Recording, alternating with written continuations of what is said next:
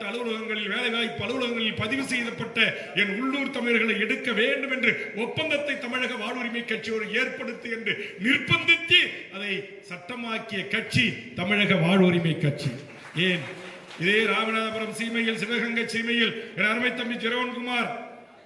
தமிழ் வழியில் படித்தார் என்பதற்காக காவலர்கள் நேரடி ஆய்வில் கலந்து கொள்ள முடியாத சூழல். அப்படிப்பட்ட அந்த காவலரை அழைத்து வந்து சென்னை பிரிவாக இருக்கிற மதுரை உயர்நீதிமன்றத்தில் வழக்கு தொடுத்து